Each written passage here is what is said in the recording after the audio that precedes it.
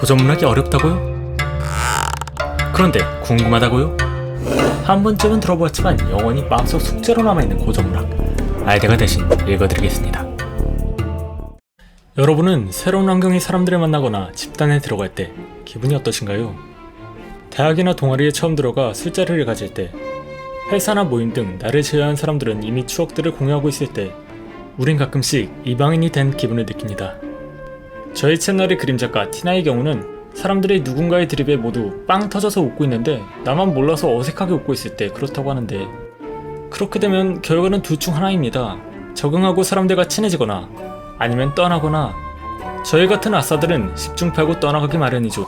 안녕히 계세요, 여러분! 아싸의 마음을 누가 알아주겠습니까? 다행히 한 작가가 우리 마음을 알았나 봅니다. 오늘은 알베르 까뮈의 작품 이방인을 가져왔습니다. 바로 들어가도록 하죠.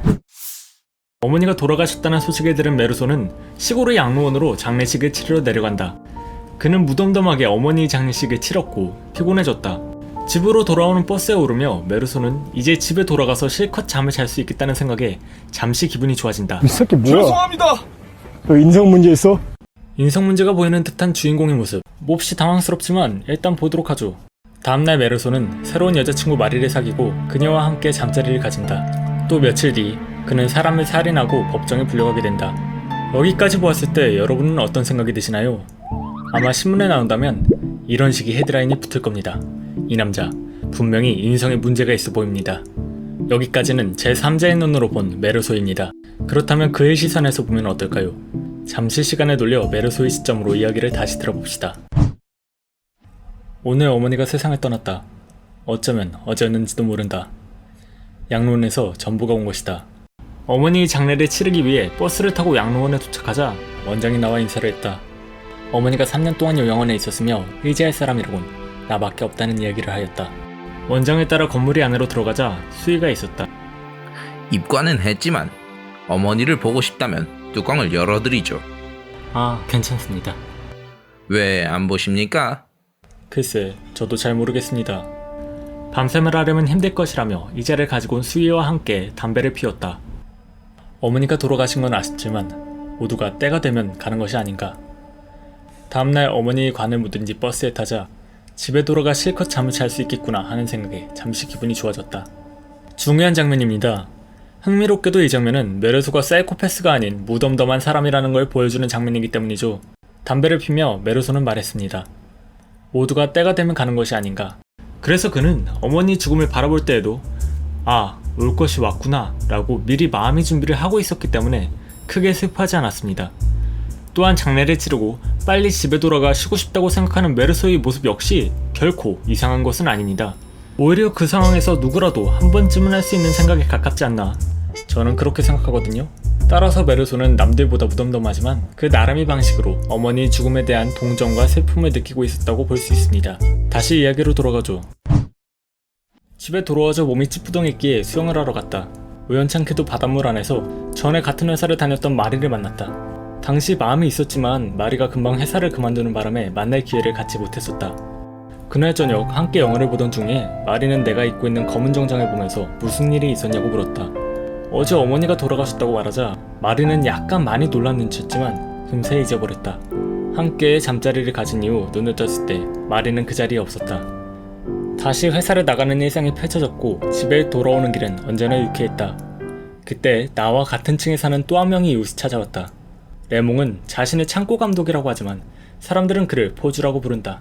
그렇지만 그와 나는 가끔씩 밥을 먹으며 이야기를 주고받곤 한다. 메르 선생, 소세지와 술이 있는데 같이 좀 드실래요? 밥을 먹으면서 그는 고민 상담을 부탁했다. 자신이 아랍인 여자와 사귀고 있다는 이야기였다. 그는 그녀에게 차도 사주고 집세도 내주고 식비도 대주고 거의 1000프랑 가까이 되는 돈을 썼는데 나중에 알고 보니 그녀가 자신의 등쳐먹고 있었단다. 배신감이 너무 커서 그녀를 때리며 헤어지자고 말했는데 아직도 분이 풀리지 않았다는 것이다. 그러더니 그는 한 가지 계획을 말했는데 그녀에게 사죄 편지를 보낸 뒤 그녀가 다시 돌아오면 차버린다는 작전으로 가자며 혼자 계속 북치고 장구치고 이야기를 하다가 편지에는 소질이 없으니까 나에게 대신 써달라고 부탁을 했고 편지를 대신 써주자 레몽은 나에게 말해놓으며 넌 이제 내 친구야 라고 했다. 며칠 지나지 않아 레몽이 방에서 여자가 맞는 소리가 들려왔다. 그는 벌금을 내고 구치소에 끌려가야 했다. 난 레몽이 부탁했기 때문에 그날 밤 경찰들에게 가서 그 여자가 레몽을 가지고 놀았다고 증언하였다. 시간이 지나고 레몽에게서 전화가 왔다. 자신이 친구가 별장에 초대했는데 여자친구도 데려온다면 친구의 아내가 매우 좋아할 것이라는 이야기였다. 나는 승낙을 하고 저녁에 마리를 만났다. 마리는 자기와 결혼할 마음이 있냐고 물었다. 난 이렇게 답했다. 마리가 원한다면. 그렇다면 왜 나와 결혼을 해요? 아무래도 그런 건 별로 중요하지 않은 것이고 마리가 정 원한다면 결혼해도 좋다고 설명했다. 그러자 다시 마리는 물어봤다. 만약 내가 아닌 다른 여자에게 같은 청혼이 있어도 승낙했을 건가요? 물론. 그럼에도 마리는 나와 결혼하자고 말했다. 마리는 내가 이상하지만 그 점 때문에 내가 좋다고 했다. 일요일이 되고 우리는 레몽과 함께 별장으로 가는 버스를 타러 정류장에 갔다. 레몽이 건너편에 있는 아랍인 3명을 가리키며 그들이 자신을 미행하는 중이라고 했다. 그중 한 놈이 자신이 때렸던 여자의 오빠이기 때문이다. 다행히도 정류장에 도착했을 때 그들은 더 이상 보이지 않았고 우리는 안심했다. 푸른 하늘과 흰 울타리가 쳐진 시원한 별장을 거니며 놀았다. 레몽이 친구 마숑도 소개받았고 맛있는 생선튀김도 대접받았다. 마숑은 이렇게 말했다. 제 아내하고라면 누구든지 의좋게 지낼 수 있습니다. 마숑의 아내와 마리가 마주보며 웃었다. 나는 그때 처음으로 결혼에 대해 진지하게 생각했다. 우리가 바다에서 놀던 중 레몽이 해변가에서 아랍인 둘을 발견했다. 아까 봤던 그 아랍인들이었는데 결국 싸움이 벌어졌다. 한 명이 단도로에 둘러서 레몽이 팔과 입을 찢어버렸다. 천만다행으로 큰 상처는 아니었다. 다음날 해변가로 산책을 나갔다가 다시 그 아랍놈들과 마주쳤다. 녀석들은 아무렇지도 않은 눈치였다. 쏴버릴까?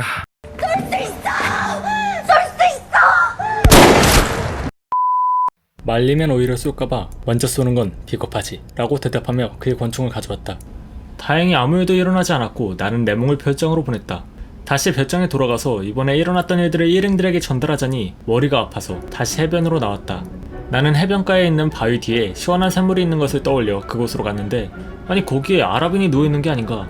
그는 레몽을 찔렀던 그 아랍인이었다. 나는 그와 10여 미터쯤 떨어져 있었다. 피해서 돌아갈 수도 있었지만 나는 한 걸음 한 걸음 다가갔다. 뜨거운 햇빛에 뺨이 불타듯 달아올랐고 땀방울이 눈썹에 맺혔다. 그것은 어머니 장례식을 치른 그날과 똑같은 태양이었다. 그때 그가 칼을 꺼내 나를 겨눴다. 칼 아래 비친 태양이 내 눈을 비추었다. 나는 권총의 방아쇠를 힘있게 당겼다. 그리고 쓰러져 있는 그 몸뚱이 다시 내 방을 갈겼다. 난 체포되었고 국선 변호사가 배정되었다. 키가 작고 통통한 남자는 더운 날씨임에도 불구하고 양복 차림에 넥타이를 메고 있었다. 문제 요점으로 들어갑시다. 나는 당신에 대해 많은 것을 알아보았어요. 어머니의 장례식 날 냉정한 태도를 보였다고 했는데 정말로 슬프지 않았습니까? 이 질문은 나를 놀라게 했다. 물론 나는 어머니를 사랑했지만 그와 별개로 사람은 누구나 죽는 것이었다. 이런 생각에 내비치자 변호사는 흥분하며 절대로 법정에선 그런 말을 하지 않겠다는 약속을 받아냈다. 어머니를 사랑했다는 말 정도로는 부족합니다. 감정을 억제했다고 말할 수 있겠습니까? 하지만 그건 사실이라고 할 수 없습니다. 재판이 시작되었다. 신문은 일방적으로 재판장이 내가 한 일을 이야기하고 내게 확인하는 것으로 진행되었다. 그렇게 내가 아랍인을 쏜 사건을 정리하던 재판장은 이제부터 이 사건과 무관해 보이지만 어쩌면 밀접한 관계가 있으리라 생각되는 문제를 심의해봐야겠다고 말했다. 요양원에서 근무하는 수희가 직내로 나왔다. 재판장은 내가 장례식 날 의자에 앉아 담배를 피웠는지 혹은 어머니 얼굴을 보았는지 등을 수희에게 물어보았다. 담배도 폈고 어머니 얼굴도 보지 않았다는 답변이 나오는 순간 방청석 전체가 경악하고 있었고 불현듯 이들에게 나는 이미 죄인이라는 것을 깨달았다. 다음은 마리였다. 여전히 아름다웠다. 마리는 우리가 결혼할 사이며 언제 만났는지 등을 증언했다.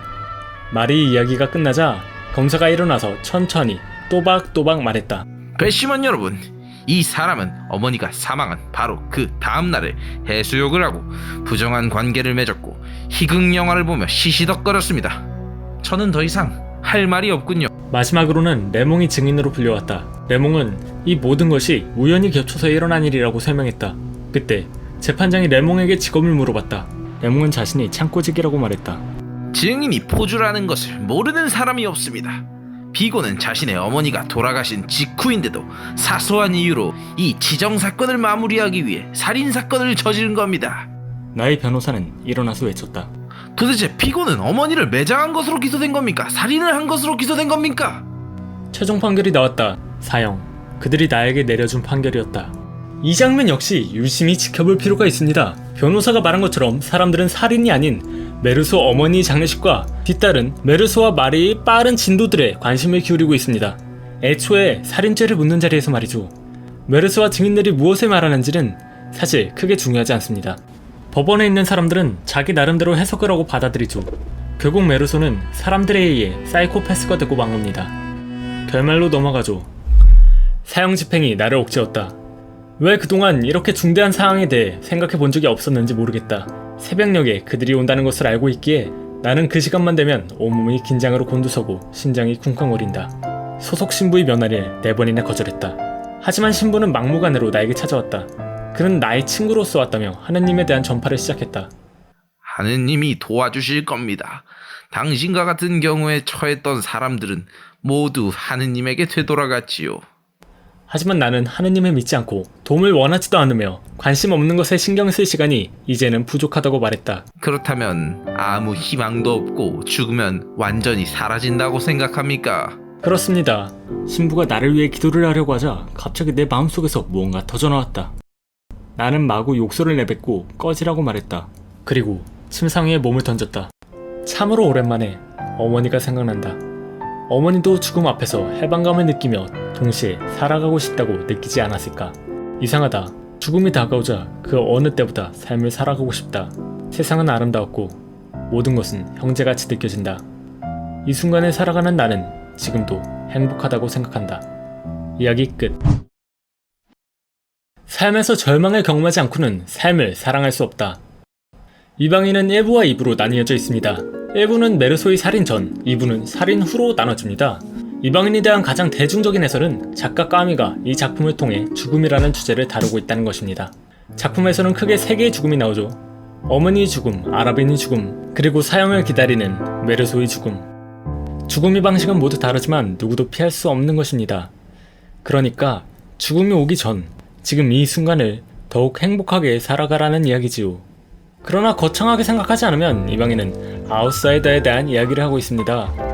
사연은 메르소에게 요구합니다. 장례식에서는 자식으로서 마땅히 슬퍼해야 하고 여자친구와 관계를 맺기 위해서는 장례식을 치른 뒤 어느 정도의 근신기간을 두어야 하며 여자에게는 빈말로라도 사랑한다는 말을 해줘야 한다 라고요. 메르소는 그것을 전혀 눈치채지 못합니다. 법정에서조차 아라벤이 칼을 들고 있었고 우발적인 실수라고 주장하여 감형을 받을 수도 있었지만 단지 햇빛이 뜨거워서 라고 당시 감정을 그대로 말하고 사이크로 몰려서 사형을 받게 됩니다. 주인공 메르소는 여러가지 사회적 상황이 자신에게 어떤 반응을 기대하고 있는지 전혀 알지 못해요.